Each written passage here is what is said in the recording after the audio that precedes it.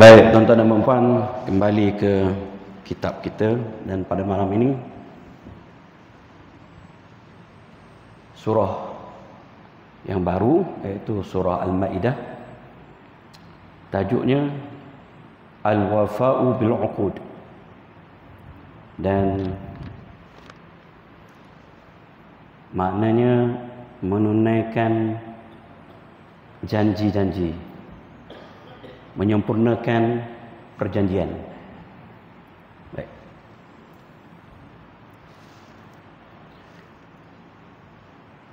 Seperti biasa kita baca satu ayat je mungkin malam ini, insya-Allah.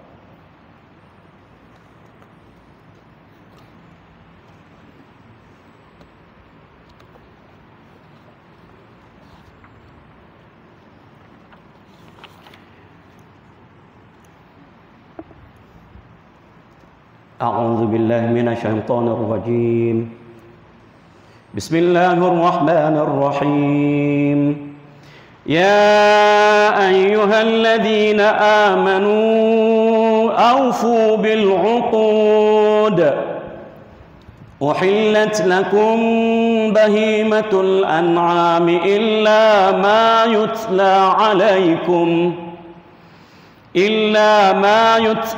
عليكم غير محل الصيد وأنتم حرم إن الله يحكم ما يريد صدق الله العظيم يا أيها الذين آمنوا wahai orang-orang yang beriman.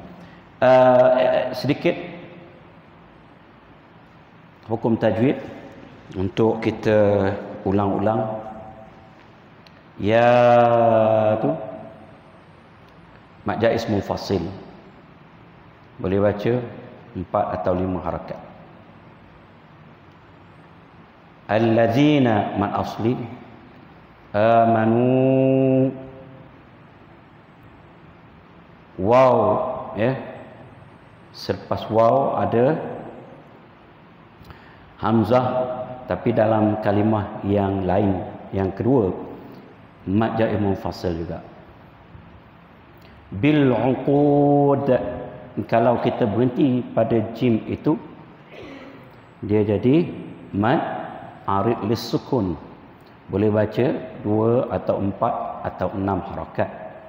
Dan berhenti pada dal, dia qalqalah kubra, ada detakan lantunan huruf itu, bil uqud. Dan jim itu adalah alamatul waqfi, tanda waqaf, bermaksud jaiz. Jim itu simbol kepada jaiz. Jaiz maksudnya harus. Apa maksud harus? Sambung atau berhenti, kedudukannya sama. Harus kita berhenti dan harus juga kita sambung. Tidak ada yang menjadi pilihan lebih baik. Ya, kita nak berhenti pun boleh, nak sambung pun boleh, kedudukannya sama. Itu makna waqaf jaiz, ya. Mim mati bertemu dengan ba, lakum bahimatul an'ami. Dengung mim mati bertemu ba. Apa tu? Dipanggil ikhfa syafawi. Ya, kalau di bawah hukum mim mati dipanggil syafawi. Kalau di bawah hukum nun mati dan tanwin dipanggil ikhfa hakiki. Ya, mudah saja nak mengingat hukum mim ini. Ya, mim mati bertemu dengan ba, ikhfa syafawi. Mim mati bertemu dengan mim, idgham mutamathilain. Dua ini sahaja yang didengungkan. Adapun mim mati bertemu dengan huruf-huruf selain daripada ba dan selain daripada mim, itu diizharkan. Jadi ingat dua ni, ingatlah yang lain. Mim mati bertemu kaf, ya, izhar syafawi. Mim mati bertemu jim, ya, izhar syafawi. Mudahlah ceritanya. Baik. Rasa cukuplah kita ulang-ulang tajwidnya setakat itu. Surah Al-Ma'idah. Surah ini surah yang baru kita masuk selepas surah An-Nisa, dan kedudukannya dalam mushaf ini ialah surah yang kelima, mengandungi 120 ayat sahaja. 120 ayat. Dari berapa ayat, tuan-tuan dan puan?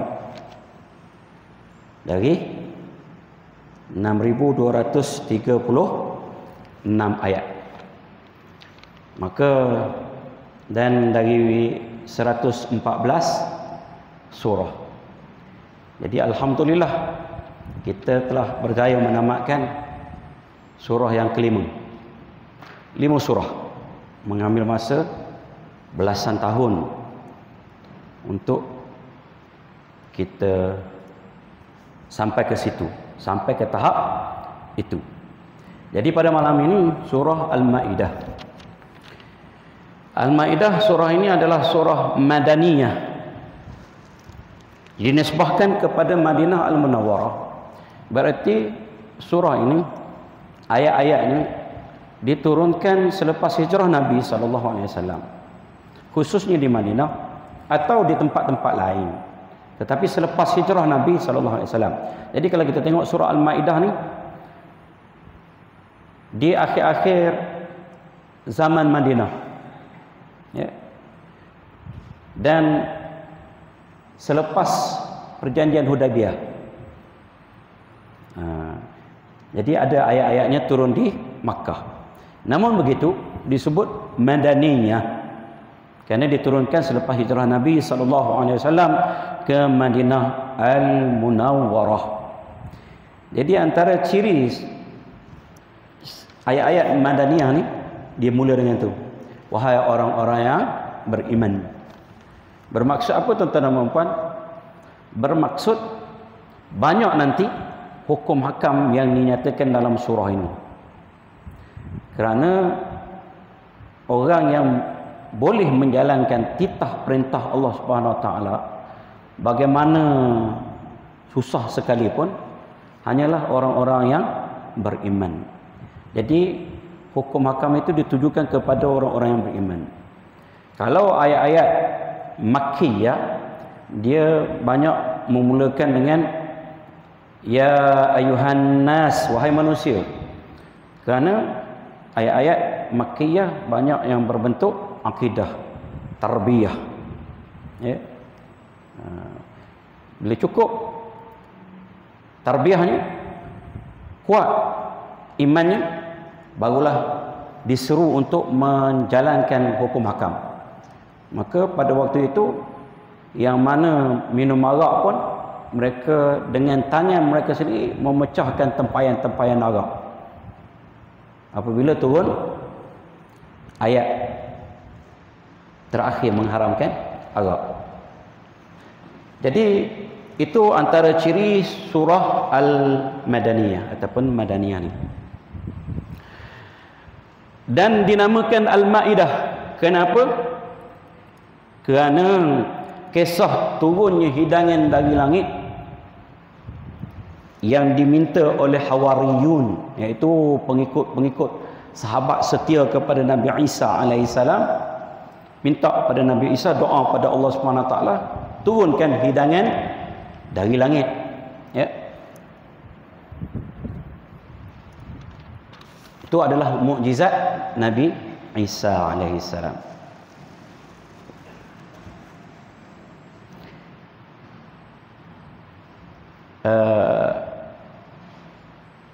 Dan dinamakan juga, tadi kita dah sebut Al-Ma'idah, apa makna dia, tuan-tuan? Ya, hidangan makanan maksudnya. Sebab itu dinamakan Al-Ma'idah, kerana ada mukjizat Nabi Isa alaihissalam, makanan, hidangan diturunkan dari langit. Baik, dan dinamakannya Suratul Uqud. Uqud ini jamak pada aqdun. Aqdun ini akad, akad ini sebenarnya perjanjian, ya, yang disebut dalam ayat yang pertama ni. Aufu bil uqud. Hendaklah kamu semua wahai orang-orang yang beriman memenuhi segala perjanjian. Akad ini adalah perjanjian benarnya. Dan dinamakan juga surah ini surah Al-Uqud. Jadi kalau kita sebut tuan-tuan pada malam ini kuliah kita berdasarkan kepada surah Al-Uqud, buka Al-Maidah. Ada ilmu tu. Baik, atau dinamakan juga Suratul Munqidhah. Suratul Munqidhati. Munqidhah ni apa tuan-tuan dan puan? Makna dia ialah penyelamat. Penyelamat. Seperti yang disebut oleh Nabi SAW, Suratul Maidati tud'a fi malakutillah al-Munqidhah. Ya. Surah Al-Maidah ni dipanggil, disebut di kerajaan Allah Subhanahu Wa Taala ialah surah Al-Munqidhah. Sebab apa? Tunqidhu sahibha min aidi malaikatil azab. Surah ini menyelamatkan sahib, ya, sahibul Quran, ahli Quran, ahli surah Al-Maidah ini, surah Al-Munqidhah ini, daripada malaikat azab, tangan-tangan malaikat azab. Artinya yang menyelamatkan. Al-Munqidhah ni maksudnya yang menyelamatkan. Menyelamatkan siapa? Sahib dia. Sahib. Al-Quran ini menggunakan perkataan sahib, merujuk kepada ahli Al-Quran itu. Ada. Iqra'ul Qur'ana fa innahu ya'ti yaumal qiyamati syafi'an li ashabih. Bacalah Al-Quran itu kerana dia akan datang kepada sahib, kepada ashab, pada ahli dia, sebagai peguam bela, sebagai pemberi syafaat. Jadi nak jadi sahib ni, yang pertama baca dengan betul, yang kedua faham, yang ketiga amal, yang keempat hafal setakat yang boleh, semampu yang boleh, yang kelima ajar kalau boleh, yang keenam ini mesti boleh, kena perjuang dan pertahankan, atau pertahankan dan perjuangkan. Itu ashabul Quran. InsyaAllah selamat. Itu dipanggil ahli Al-Quran.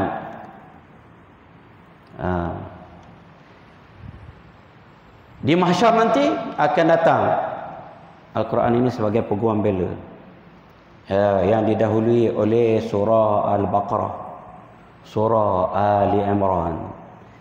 Mengapa? Memberi syafaat kepada sahibnya. Ini nak kena jadi tuan-tuan dan puan.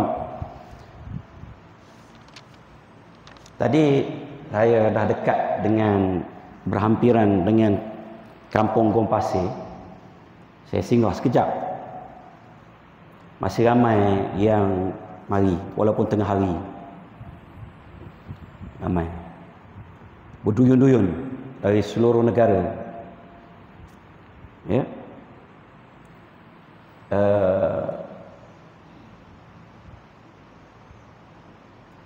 Ada, dan malam tadi selepas kuliah di Masjid Amir, ada seorang bertanya kepada saya. Dia kata, apa pengajaran daripada peristiwa ini? Saya kata yang paling jelas ialah seseorang dimatikan mengikut cara hidupnya dan akan dibangkitkan mengikut cara matinya. Sebab itu Nabi SAW larang para haji, hujjaj yang meninggal dunia dalam keadaan berihram untuk ditutup muka dia, kerana mereka akan dibangkitkan secara bertalbiah. Mereka akan bertalbiah. Para syuhada dilarang dimandikan kerana mereka dibangkitkan dengan darah-darahnya. Jadi itu yang paling ketara. Sebab dia meninggal itu perlu Al-Quran, dan Al-Quran ada dalam dadanya dan diamalkan Al-Quran itu. Jadi meninggal sebagai ahli Al-Quran, dan insya-Allah dibangkitkan bersama dengan ahli-ahli Al-Quran yang lain di mahsyar nanti. Dan kalau di syurga pun Al-Quran akan memainkan peranan mengangkat darjat seseorang. Ya tak? Yuqalu li sahib Al-Quran, dikatakan pada sahib Al-Quran, iqra wartaqi, baca dan naik, warattil kama turattiluhu fid dunya, dan baca dengan tartil seperti kamu baca di dunia. Fa inna manzilataka 'inda akhir ayatin taqra'uha, kerana kedudukan kamu ya mengikut ayat terakhir yang kamu baca. Kalau kita qul huwallahu ahad saja yang kita hafal, naiklah berapa ayat tu? Berapa ayat? Qul huwallahu ahad. Katalah An-Nas kita hafal 6 ayat, naik 6 darjat, 6 kemuliaan, 6 tingkat kemuliaan. Siapa yang paling banyak sekali boleh baca, tuan-tuan dan puan? Dia boleh baca 6236 ayat. Siapa yang boleh baca? Ya hafal lah. Para hafiz lah. Para hufaz dia panggil. Itulah kelebihan mereka. Kita ni para hampas. Saya lah. Sebab itu saya menggunakan perkataan kita. Baik. Jadi adalah macam-macam lah kelebihan dia. Taklah mustahil. Tapi janganlah terobses sangat. Masyarakat kita ni takkan nak cium Al-Quran tak ada masalah, tuan-tuan dan puan. Saya terkejut juga tengok dalam laporan surat khabar, cium mushaf boleh menyebabkan syirik. Ikut celah mana? Para sahabat cium mushaf. Ikrimah ibn Abi Jahal kucuk Al-Quran tu, kalam Rabbina kata. Ini kalam Tuhan kita, kalam Tuhan kita. Nak ikut mana jadi syirik Jadi daripada positif sejak belakang ni nak jadi negatif pula. Jadi umat kita ini, orang kita ni, dia kalau dia positif, terlalu positif, dia terobses pula. Mana hal tak suka tu dah nampak dah. Seolah-olah menggambarkan nantinya orang-orang yang menziarahi kubur itu sebagai pengamal-pengamal bid'ah, pengamal-pengamal syirik pada Allah SWT. Beratlah ni kita, tuan-tuan dan puan-puan. Baik. Ahli Quran, dia ahli Quran. Dia sebut sahib ataupun ashab. Ashabul Quran. Kita mengaji tafsir malam ni pun untuk menuju ataupun berusaha menuju ke arah itu. Bukan untuk mencapai itu, baru berusaha menuju ke arah itu. Jadi kalau ikut takrifan yang kita bagi, baru nombor 2. Lepas kita baca dengan betul, kita cuba faham, baru nombor 2, tuan-tuan dan puan. Belum lagi yang seterusnya. Jadi kalau kita nak Al-Quran itu mengangkat darjat kita, kita kena lengkapkan hak-hak Al-Quran itu, kita tunaikan, barulah jadi innallaha yarfa'u bihadzal kitabi aqwaman wa yadha'u bihi akharin. Sungguhnya Allah SWT mengangkat darjat satu-satu kaum dengan kitab ini, yakni Al-Quran, dan merendahkan, menghina satu-satu kaum yang lain juga dengan Al-Quran. Kita nak masuk yang pertama ataupun yang kedua? Yang pertama Allah angkat darjat, yang kedua Allah rendah hinakan. Terserah pada kita. Kitalah yang menentukan, kitalah yang berusaha ke arah itu, ya. Jadi Al-Quran bukan setakat kita dah baca betul, kalau boleh hafal lah, hafal. Innal ladzi laisa fi jawfi syai'un, innal ladzi laisa fi jawfihi syai'un minal qur'ani kal baitil kharib. Sungguhnya orang yang langsung tak ada Al-Quran dalam dada dia, dia tak menghafal. Seperti rumah buruk. Rumah buruk ada apa tuan-tuan dan puan? Tak payah jawab lah, ada, tahu sebaka. Rumah buruk, macam-macam ada. Sekarang ni rumah kita ni rumah baru ke rumah buruk? Rumah berpenghuni ke rumah kosong? Alhamdulillah. Jadi kena ada usaha ke arah itu. Hafal semampu yang kita boleh. Baik. Jadi ahlul Quran, dia tetaplah ahlul Quran. Dimuliakan Allah, dimuliakan oleh Allah SWT di bumi dan di akhirat. Baik. Munasabah tak payah kita baca. Apa yang terkandung di dalam surah ini? Ya. Dalam surah ini mengandungi banyak hukum hakam.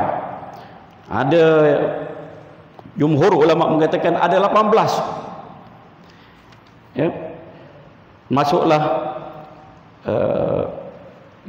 berwudu, bertayamum, mandi, bersuci, pengharaman arak, pengharaman judi, hudud, ya, orang mencuri, balasan orang murtad,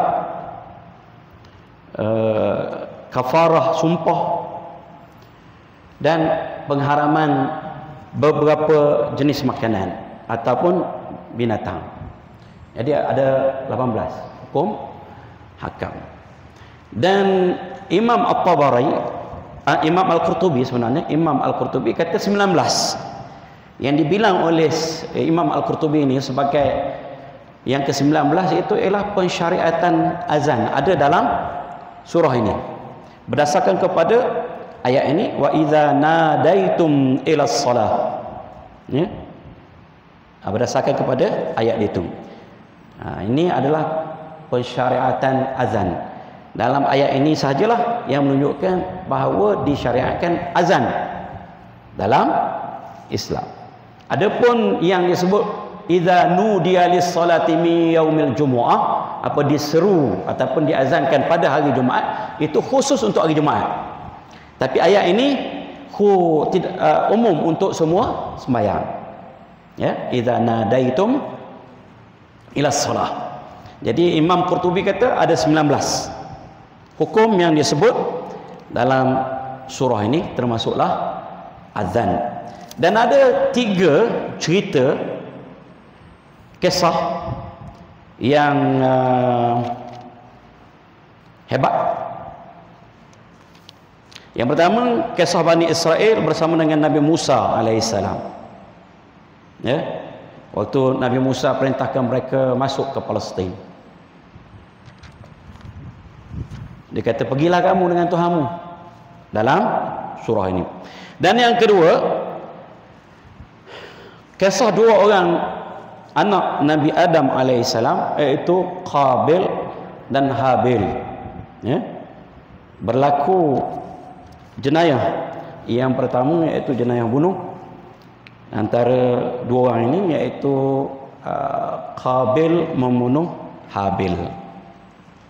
Itu yang kedua kisah. Yang ketiga, kisah makanan, hidangan makanan yang turun dari langit sebagai mukjizat Nabi Isa alaihissalam, seperti mana yang diminta oleh para hawariyun, murid-murid setia kepada baginda. Jadi itu kandungan yang ada dalam surah Al-Maidah ini. Disimpulkan secara umumnya apa yang terkandung dalam surah Al-Maidah ni, yang pertama ikmaluddin, bahawa agama itu telah disempurnakan. Dan agama Allah hanya satu, ya. Wa anna dinallahi wahidun. Agama Allah hanya satu. Inna dina indallahil Islam. Sungguhnya agama di sisi Allah SWT agama Islam. Dia kata, wa in ikhtalafat syara'i'ul anbiya, walaupun sebenarnya ada perbezaan syariat di kalangan para anbiya dan manhaj mereka. Yang berbeza ialah syariat. Agamanya satu. Bermaksud apa? Akidahnya, akidah tauhid itulah. Cuma berbeza-beza hukum syariat. Dan keterangan kepada apa? Perutusan Nabi SAW. Nabi diutus sebagai Nabi dan Rasul secara umum. Dan perintah untuk menyampaikan kepada umat. Perintah baginda. Supaya menyampaikan pada umat. Dan Allah SWT mewajibkan membaiki jiwa-jiwa diri kita, diri umat ini, dan tidak akan memudaratkan kesesatan orang lain jika mereka itu istiqamah. Dan wajib membuat penyaksian. Kalau jadi saksi, menjadi saksi yang adil. Kalau berhukum dengan adil. Wal hukmu bil qisti wal musawah bainal muslimin wa ghairihim. Dan hendaklah sama antara orang Islam. Ya, kalau buat keputusan hukuman, undang-undang dan sebagainya, mesti adil dan saksama. Artinya sama, yang besar, yang kecil, yang tua, yang muda, laki, perempuan, tak kira, tak ada pilih bulu, tak ada bias. Dan yang keempat, keterangan terhadap hukum hakam makanan, ya, terutamanya binatang, dan pengharaman arak dan judi. 5, menyerahkan urusan pembalasan di akhirat nanti kepada Allah Subhanahu Wa Taala. Jadi tak payahlah kita letak apa? Letak dia panggil perkataan yang hebat-hebat. Sedangkan kita tak tahu hakikat sebenarnya. Macam bidadari syurga. Jamin dah bidadari syurga, contoh. Saya boleh jamin. Contohlah. Jadi urusan balasan itu serah pada Allah SWT. Bila seseorang yang jahat mati, kita berhenti mengumpat dia dan kita serahkan urusan dia pada Allah SWT. Baik.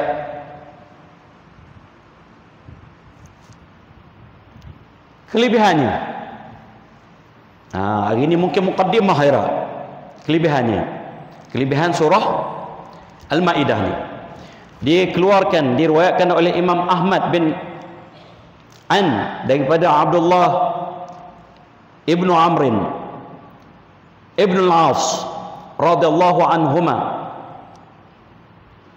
Qala Amr bin Al-As menyebut, unzilat ala Rasulillah sallallahu alaihi wasallam suratul Maidah, diturunkan kepada Nabi sallallahu alaihi wasallam suratul Maidah. Wa huwa raqibun ala rahilatihi, dan waktu itu baginda sedang menunggang kenderaan, binatang tunggangan.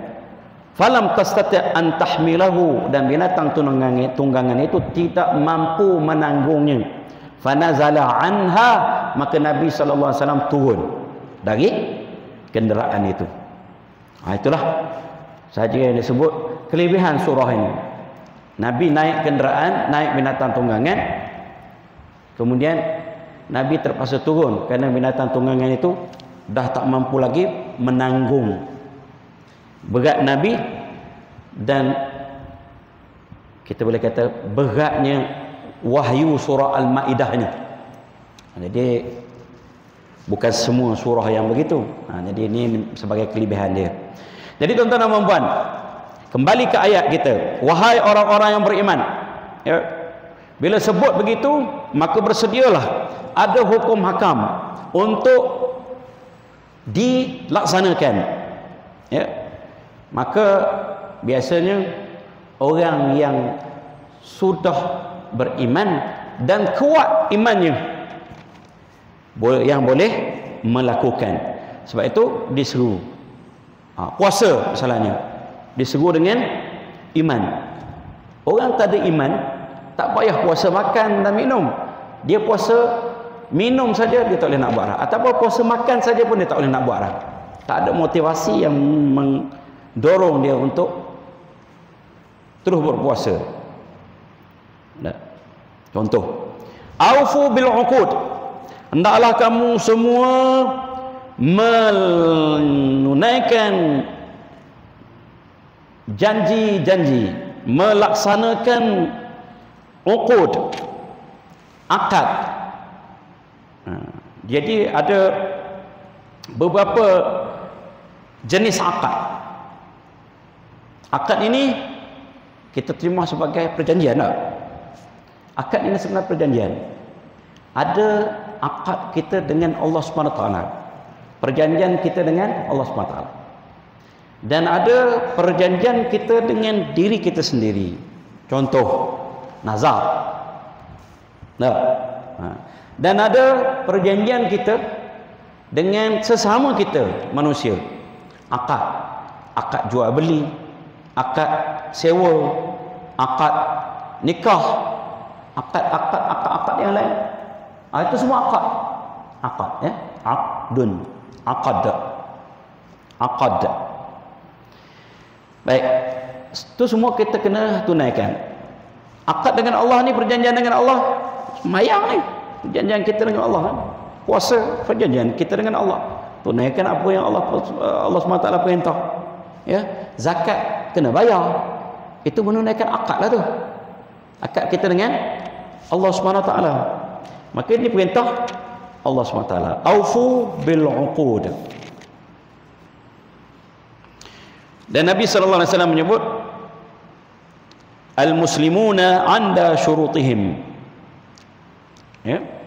Orang Islam itu mengikut syarat-syarat mereka. Apabila mereka sudah berjanji dengan syarat-syarat tertentu, mereka wajib penuhi, jalankan akad itu. Jadi akad ini ada 6 ya, ada 6, iaitu ahdullah, akad kita dengan Allah Subhanahu Wa Taala. Tadi melaksanakan ibadat-ibadat, contoh ketaatan yang diperintah. Kemudian aqdul hilf, bersekutu ya. Selama mana kita tidak melanggar perintah Allah Subhanahu Wa Taala, kita kena tunaikan syarat lah. Berpakat ya, berpakat sama ada dalam soal keselamatan ke, dalam soal apa-apa ya. Kecuali kalau dia dah melanggar, contoh halif, bersekutu, berpakat dalam soal lindung melindungi dari segala keselamatan, serang menyerang, peperangan dan sebagainya di zaman jahiliyah, dia sampai melanggar dia punya janji pakat dia tu, dia biasa sebut dami damuka wa hadmi hadmuka wa tarithuni wa arithuka. Darahku adalah darahmu, kemusnahanku adalah kemusnahanmu, dan aku mewarisimu, kamu mewarisi aku. Tu bila dia pakat zaman jahiliah. Tak ada dia gini. Maksudnya apa? Zalim tak zalim, betul tak betul. Bila kita dah berjanji nak sokong, nak bantu, kena bantu. Lepas itu kamu mati, aku mewarisi kamu. Aku mati, kamu ambillah harta aku sebagai pusaka. Contoh, ni tak bolehlah begitu. Tapi al-muslimuna ala syurutihim, selama mana apa? Selama mana tidak melanggar akidah dan syariat. Wa aqdu syarikah, akad syarikat, berkongsi, perniagaan dan sebagainya. Keempat, aqdul bay', akad jual beli. Kelima, aqdun nikah, akad nikah. Wa aqdul yamin, akad sumpah. Itu jenis-jenis akad. Maksudnya ada perjanjian-perjanjian yang wajib bagi orang Islam kena tunaikan. Baik. Uhillat lakum bahimatul an'am, dihalalkan bagi kamu semua bahimatul an'am. Bahimah ini binatang yang berkaki 4. Sebenarnya berkaki 2 pun masuk juga bahimah, sama ada duduk di darat ataupun duduk di lautan. Al-an'am ni binatang ternakan. Biasanya disebut al-an'am ni unta, lembu, kambing. Kambing semualah jenis kambing, termasuklah biri-biri dan sebagainya. Ya, lembu termasuklah kerbau yang serupa dengan lembu kerbau. Ya, kalau ada dia orang kacuk dulu seladang dengan lembu, dia panggil selembu. Selembu pun masuk juga. Masuklah an'am ni. Ya. Dan unta. Itu biasanya disebut al-an'am, binatang ternakan. Hak yang orang Arab ternak dulu. Jadi termasuklah yang serupa-serupa. Itu dihalalkan. Dengan syarat disembelih mengikut syariat Islam. Baik. Illa ma yutla alaikum, kecuali yang akan dibacakan kepada kamu. Maksudnya akan ada diterangkan binatang-binatang yang tak boleh dimakan. Kalanya yang terantuk, yang dilanggar, yang mati begitu saja, bangkai dan sebagainya akan diterangkan dalam surah ini.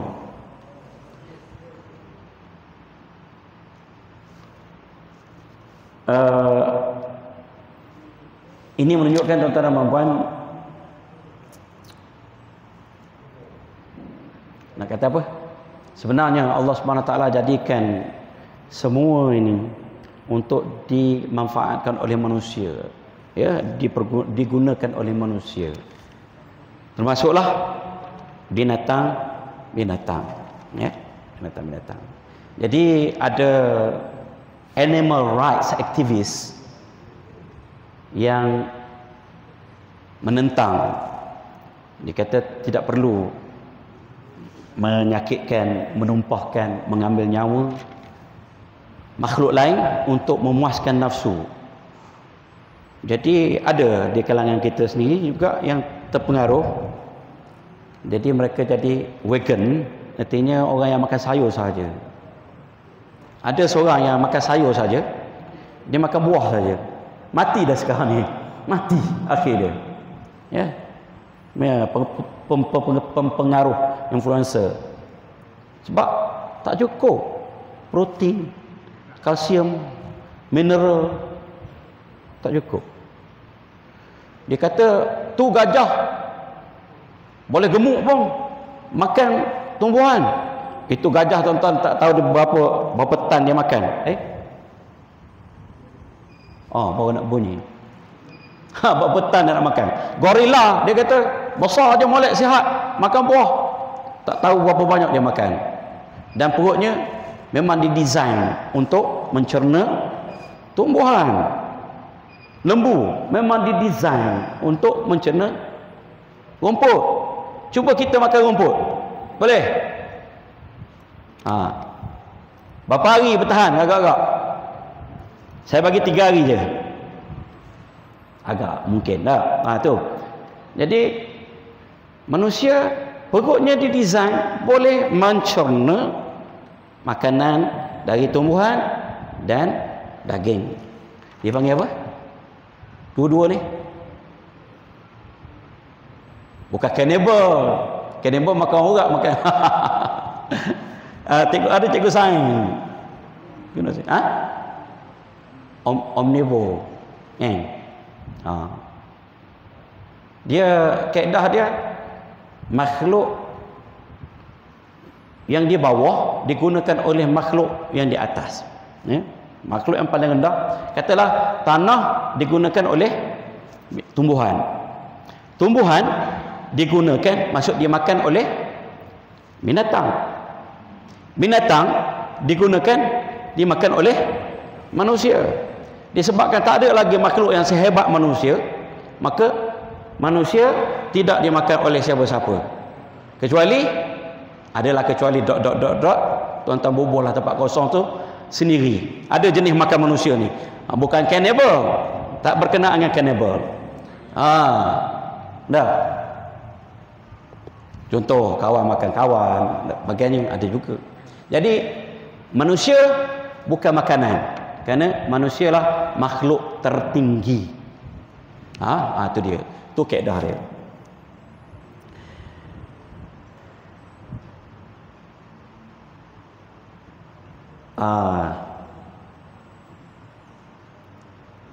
Cukuplah setakat tu lah. InsyaAllah kita sambung pada masa-masa yang akan datang. Wabillahi taufiq wal hidayah. Wassalamualaikum warahmatullahi wabarakatuh. Kita akhiri majlis kita dengan membaca surah Al-Asr dan tasbih kafarah. Bismillahirrahmanirrahim. Wal-'asri innal insana lafi khusr illa alladziina aamanu wa 'amilus solihati wa tawassaw bil haqqi wa tawassaw bis sabr. Subhanakallahumma wa bihamdika asyhadu an la ilaha illa anta astaghfiruka wa atubu ilaik.